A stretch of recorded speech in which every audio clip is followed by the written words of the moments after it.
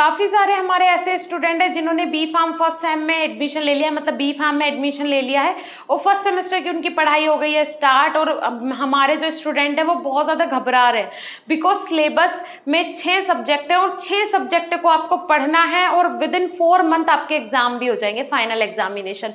तो 4 सब्जेक्ट जो हैं वो तो मेन ही है जो कि यूनिवर्सिटी आपका एग्जाम लेगी और 2 आपके कॉलेज लेवल पे होने हैं। तो जो 4 मेन सब्जेक्ट हैं उन्हीं पे हमें फोकस करना है। जो बाकी के 2 एडिशनल सब्जेक्ट है उन्हें बिल्कुल साइड करके ही चलना है। बस 1-2 लेक्चर कॉलेज में हो गया, कॉलेज वाले भी ज्यादा बर्डन आप पे उसके लिए नहीं देंगे, वो अपने आप ही उसके लिए पास करवा देंगे आपको। Hey everyone, this is Sakshi Rajput and welcome to SB pharmacy. So काम की बात कर लेते हैं। आज के इस वीडियो में मैं आपको 10 मिनट के अंदर पूरा सिलेबस समझाने वाली हूँ बी फार्म फर्स्ट सेम का। अगर आज के इस वीडियो के बाद आपको हार्ड लगे फार्मेसी का सिलेबस तो आप बता देना, और अगर आपको इजी लगे तो भी आप कमेंट सेक्शन में जरूर कमेंट करके बताना। साथ ही साथ बी फार्म की ऑनलाइन क्लासेस हमारे प्लेटफॉर्म बीएसपी फार्मेसी पे चल रही है, एप्लीकेशन जो कि आप प्ले स्टोर से डाउनलोड कर सकते हैं। डेली लाइव क्लासेस सुबह और शाम को चल रही है। साथ ही साथ आपके घर पे नोट्स डिलीवर करवाए जा रहे हैं।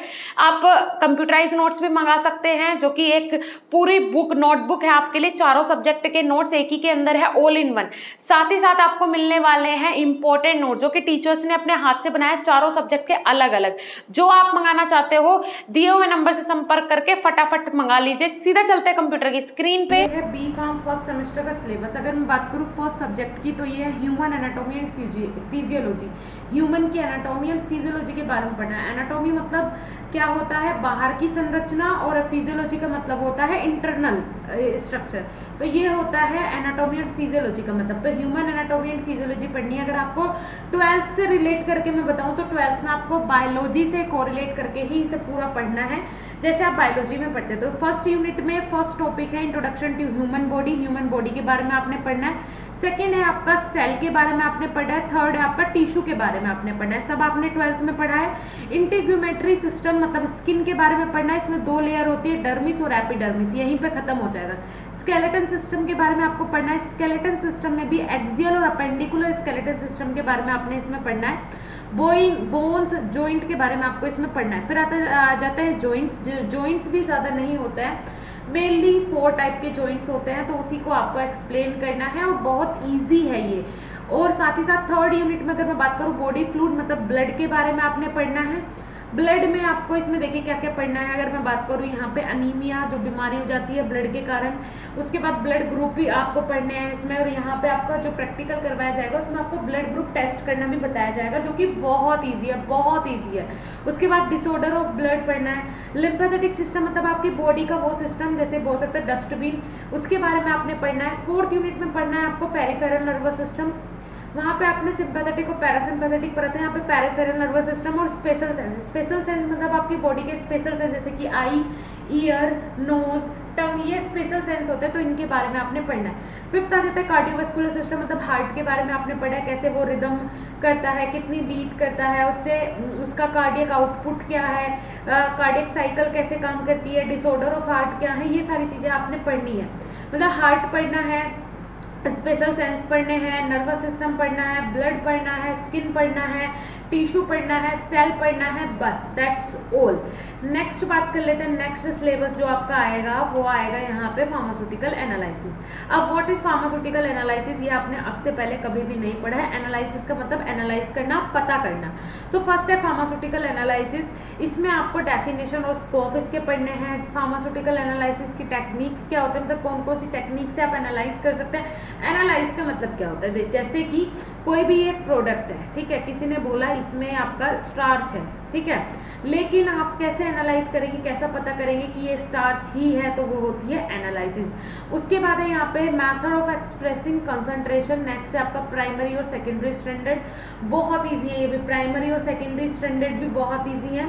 ज़्यादा डिटेल में आपने कुछ नहीं पढ़ना है, बस चीज़ों का आपको पता होना चाहिए। उसके बाद बात कर लेते हैं preparation and standardisation of various molar and normal solution. अब आपको ये कुछ नॉर्मल और कुछ मोलर सॉल्यूशन बनाने, जैसे कि ऑक्सैलिक एसिड का 0.1 नॉर्मल का सॉल्यूशन आपने बनाना है। ये सारी चीजें आपको प्रैक्टिकल में क्लियर करवा दी जाएंगी, तो थ्योरी भी आपकी कंप्लीट हो जाएगी और प्रैक्टिकल भी साथ के साथ। एरर मतलब त्रुटि, कौन कौन सी गलतियां हो जाती हैं, कौन कौन सी त्रुटिज आ जाती हैं, वो आपको पढ़ना है। एरर के अंदर। उसके बाद है फार्माकोपिया। फार्माकोपिया एक स्टैंडर्ड बुक होती है फार्मेसी की, जिसमें कि टोटल मेंशन होती हैं ड्रग्स के फॉर्मूलाज, और जो भी नई ड्रग आती हैं, जो भी पुरानी ड्रग्स हैं, वो सब इस फार्माकोपिया के अंदर मेंशन होती हैं। ठीक है, अब बात कर लेते हैं सेकेंड यूनिट की, acid base titration. Acid base titration क्या होता है? 12th में आपने बहुत सारे टाइट्रेशन किए होंगे केमिस्ट्री में। टाइट्रेशन का मतलब क्या होता है? कोई दो बिल्कुल डिफरेंट कंपाउंड्स को एक साथ मिलाना, ड्रॉप बाय एक का सोल्यूशन ले लेना और एक को ड्रॉप बाय ड्रॉप इसमें ऐड करना, जब तक ये न्यूट्रल ना हो जाए। ठीक है, इसका मिड पॉइंट ना आ जाए तब तक ये होता है एसिड बेस टाइट्रेशन। ये आपका क्लियर हो जाएगा प्रैक्टिकल में, सारे टाइट्रेशन से होंगे, ये जो भी होंगे सब टाइट्रेशन है। उसके बाद इसमें थ्योरी कौन कौन सी है, स्ट्रॉन्ग एसिड कौन से होते हैं, वीक एसिड कौन से होते हैं, बहुत इजी है। बस आपको एसिड बेस का पता होना चाहिए। नॉर्मल है, न्यूट्रलाइजेशन कर्व कब न्यूट्रल हो जाती है पोजीशन। नॉन एक्वस टाइट्रेशन का मतलब होता है जो कि बिना वाटर के हो, जैसे कि इसमें आपका हो सकता है बेंजीन हो सकती है, जैसे कि इसमें आपका अल्कोहल हो सकता है। ठीक है, इसके साथ टाइट्रेशन करना, टाइट्रेशन की प्रिपरेशन सेम रहेगी। उसके बाद प्रेसिपिटेशन टाइट्रेशन। प्रेसिपिटेशन का मतलब होता है नीचे जम जाना, नीचे कुछ चीज जम जाना, वो होता है प्रेसिपिटेशन। इसमें मोहर मेथड और वोल्हार्ड मेथड दोनों ही बहुत इंपॉर्टेंट है, कभी कभी फजांस भी पूछ लिया जाता है। उसके बाद है कॉम्प्लेक्सोमेट्रिक टाइट्रेशन। ठीक है, इसमें किसी भी दो चीज का कॉम्प्लेक्स बनाना है, उसके थ्रू टाइट्रेशन करनी है। Gravimetry titration. ठीक है, इसमें को प्रेसिपिटेशन पोस्ट प्रेसिपिटेशन, मतलब जब हमारा एंड पॉइंट आएगा उससे पहले क्या मतलब को प्रेसिपिटेशन एंड पॉइंट आने से पहले प्रेसिपिटेट होगा या फिर एंड पॉइंट आने के बाद प्रेसिपिटेट होगा जो हमारा प्रोडक्ट होगा। क्लियर, प्रेसिपिटेट मतलब जो नीचे जम जाता है। उसके बाद बात कर लेते हैं फोर्थ का, रिडॉक्स टाइट्रेशन। इसमें क्या होता है? इसमें रिडॉक्स टाइट्रेशन में आपके बहुत सारे अलग अलग, इसमें देखिए यहाँ पे सेरीमेट्री, आइडियोमेट्री, आइडोमेट्री, ब्रोमोमेट्री, ये शॉर्ट क्वेश्चन में आपसे पूछा जाता है। फिफ्थ में है इलेक्ट्रोकेमिकल मेथड ऑफ एनालिसिस। अब तो हमने जो ऊपर आपका एनालिसिस के मेथड देखे थे वो तो सिंपल, लेकिन अब आ जाता है इलेक्ट्रोकेमिकल मेथड ऑफ एनालिसिस। मतलब जैसे कंडक्टोमेट्री, सेल्स के थ्रू, इलेक्ट्रिसिटी के थ्रू हमें एनालाइज करना है प्रोडक्ट को, पोटेंशियोमेट्री, पोलैरोग्राफी, इसमें ये सारी चीजें इलेक्ट्रोड्स के थ्रू। एक आपने देखा कि कैथोड होता है, एक एनोड होता है, एक पॉजिटिव होता है, एक नेगेटिव होता है, चार्जेस इसे दिए जाते हैं। तो यहाँ से हमें एनालाइज करना है कि हमारा प्रोडक्ट कितना परसेंट प्योर है, इम्प्योर है। ये सारी चीजें हम किससे चेक करेंगे? इलेक्ट्रोकेमिकल मेथड ऑफ एनालिसिस से। क्लियर है, ये सब्जेक्ट सबसे ज्यादा टिपिकल है फर्स्ट सेमेस्टर के अंदर। सबसे ज्यादा टिपिकल सब्जेक्ट यही होता है, बिकॉज ये ना तो ज्यादा इंटरेस्टिंग होता है, साथ ही साथ ये नया भी होता है, तो थोड़ा सा टिपिकल होता है। नेक्स्ट बात कर लेते हैं जो आपका नेक्स्ट सब्जेक्ट है। नेक्स्ट सब्जेक्ट आपका होने वाला है फार्मास्यूटिक्स। फार्मास्यूटिक्स मतलब इसमें आपको पूरा पढ़ना है फार्मेसी से रिलेटेड, जैसे कि आपका टैबलेट कैसे बनेगा, कैप्सूल कैसे बनेगा, उसके बाद क्रीम कैसे बनेगा, पेस्ट कैसे बनेगा। बहुत ही ज़्यादा इंटरेस्टिंग है, इंटरेस्ट लेके आपने पढ़ना है, ज़्यादा परेशान इसमें नहीं होना है, ईजी सब्जेक्ट है। फर्स्ट है आपका historical background, development of profession of pharmacy. Pharmacy का मेन सब्जेक्ट है, इसीलिए इसमें सबसे पहले आपको हिस्ट्री पूछी गई है फार्मेसी की। उसके बाद है डोजेस फॉर्म। डोजेस फॉर्म का मतलब क्या होता है? देखिए, आप दवाई मुंह से ले रहे हैं, ओरल डोजेस फॉर्म हो गया। ठीक है, उसके बाद आप जो दवाई है वो पैरेंटरल रूट से ले रहे हैं, उसके बाद जो दवाई है वो आप किसी दूसरे रूट से ले रहे हैं। ठीक है, तो इस तरीके से ये और मतलब क्या होते हैं? डोजेस फॉर्म होते हैं। ये तो हो गया आपके रूट जो मैंने बताया। डोजेस फॉर्म का मतलब क्या होता है? जैसे solid doses form, solid doses form का जो आप टैबलेट लेते हैं, कैप्सूल लेते हैं, सब सॉलिड में आ गए। फिर आ जाता है आपका क्या? लिक्विड डोजेस फॉर्म, जैसे सिरप हो गया, एलिक्सर हो गया। फिर आ जाते हैं आपके सेमी सॉलिड डोजेस फॉर्म, जैसे कि आपका पेस्ट हो गया, ऑइंटमेंट हो गया। फिर आ जाते हैं आपके क्या? गैसियस, जैसे कि आपके जेल वगैरह हो गए, ये सब आ जाता है आपके स्प्रे वगैरह हो गए, यह सब आ जाता है गैसियस में। तो इस तरीके से क्लासिफाई किया जाता है डोजेस फॉर्म को। उसके बाद है प्रिस्क्रिप्शन। प्रिस्क्रिप्शन मतलब डॉक्टर का पर्चा, जो डॉक्टर आपको लिख के देता है उसे बोलते हैं प्रिस्क्रिप्शन। ओसोलॉजी क्या होता है? ओसोलॉजी का मतलब ये होता है कि आपकी जो ड्रग है जब वो मार्केट में पहुंच जाती है, ठीक है, तो उस कंडीशन को बोलते हैं हम ओसोलॉजी। कितना, जैसे कि किस पेशेंट को कितना उसके एज के हिसाब से वो ड्रग देनी है, मार्केट में उसके फॉर्मूले के हिसाब से आती है, तो उसे बोलते हैं ओसोलॉजी। उसके बाद है फार्मास्यूटिकल कैलकुलेशंस। फार्मास्यूटिकल कैलकुलेशन भी बहुत ईजी है, इसमें इंपीरियल सिस्टम होता है, 0 1 से कैलकुलेशन करते हैं।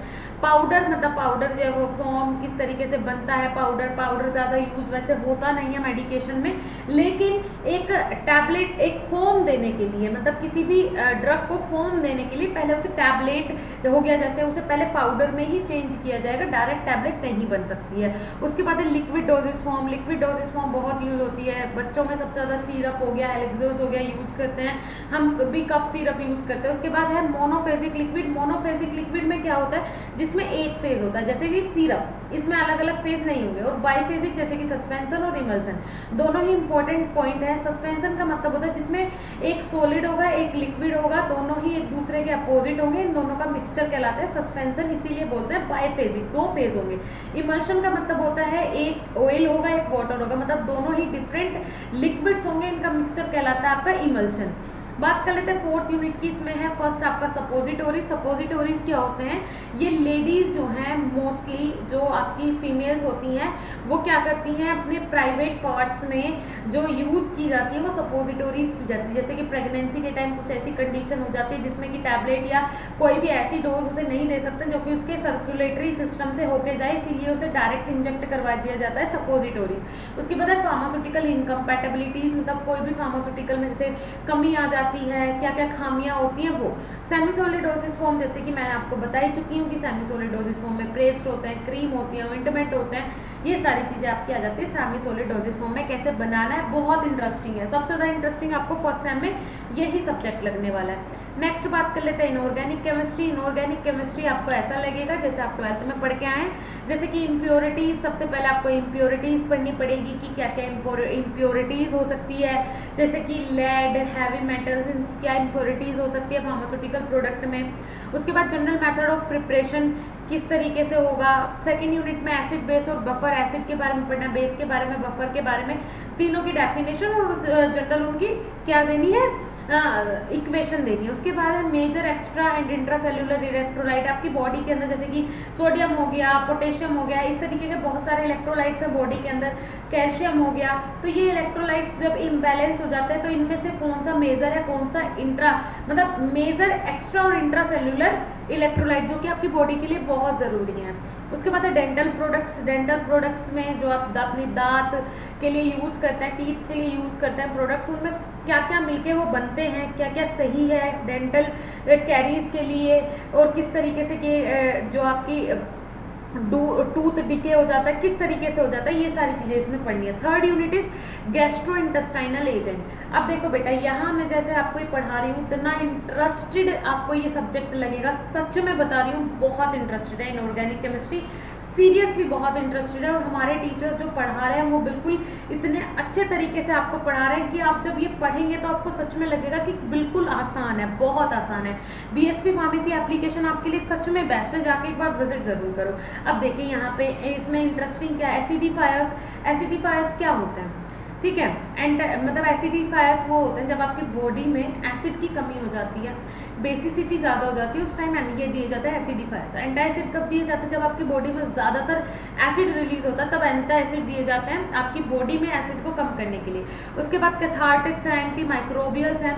उसके बाद फोर्थ यूनिट में मिसलिनियस कंपाउंड जैसे कि एक्सपेक्टोरेंट मतलब कफ रिमूवल होते हैं, एमेटिक्स मतलब वोमिटिंग के लिए यूज होते हैं, हिमेटेनिक्स हो गया, पॉइजन एंड एंटीडोट हो गया, पॉइजन है किसी भी चीज़ का आपको पॉइजन हो गया हो, ठीक है, फूड पॉइजनिंग हो गया हो, किसी अदर चीज़ का कोई भी पॉइजन हो गया हो तो उस टाइम पॉइजन और एंटीडोट दिए जाते हैं। एस्ट्रिंजेंट्स हो गए।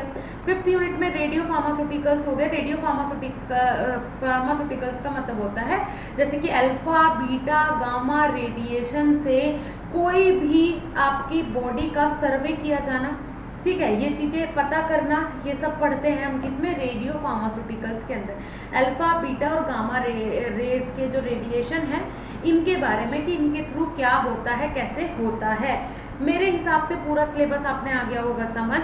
मेरे हिसाब से बी फार्म फर्स्ट सेम का पूरा सिलेबस आपको समझ में आ गया होगा, क्या पढ़ना है कैसे पढ़ना है, 12th में आपको कौन सी चीज़ें किससे कोरिलेट करके पढ़नी है। इससे बेटर तरीके से मुझे नहीं लगता कोई आपको समझा सकता है। अगर वीडियो अच्छा लगा हो लाइक कीजिएगा, चैनल पर नए सब्सक्राइब कर लीजिएगा और अपने दोस्तों तक वीडियो ज़रूर शेयर कीजिएगा, अपने व्हाट्सएप ग्रुप में ज़रूर शेयर कीजिएगा, क्योंकि उन बच्चों के लिए वीडियो बहुत ज़रूरी है जो कि फार्मेसी से घबरा रहे हैं, बी फार्मेसी से उन्हें डर लग रहा है।